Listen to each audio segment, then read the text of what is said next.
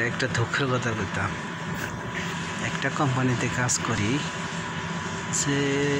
করি, এত পরিশ্রম করার পরেও, সিরিয়াস পরিশ্রম করার পরেও যে মানে লাস্টে যে দেখতাম যে আপনার কোনো সম্মান বোধ বলতে বলে কিছু নেই।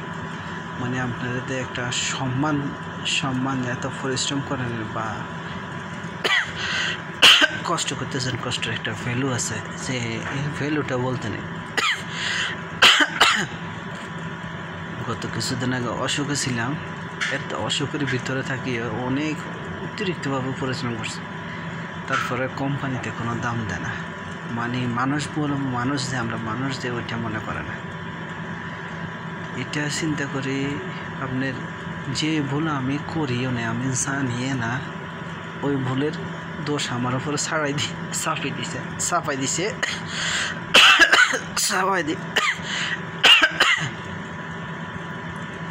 এখন এরা করতেছে এটা আমি তো আসার পরে কি করুম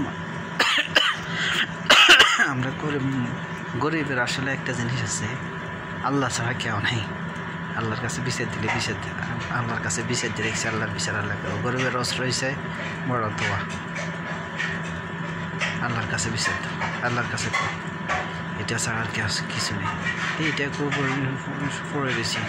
আর বাকি চিন্তা করতেছি যে আল্লাহ যে কোনো একটা ভালো কিছু দিবে, এটা আল্লাহ পরীক্ষা করতেছে। এটা হলো ধৈর্য ধরে পড়ে রয়েছি।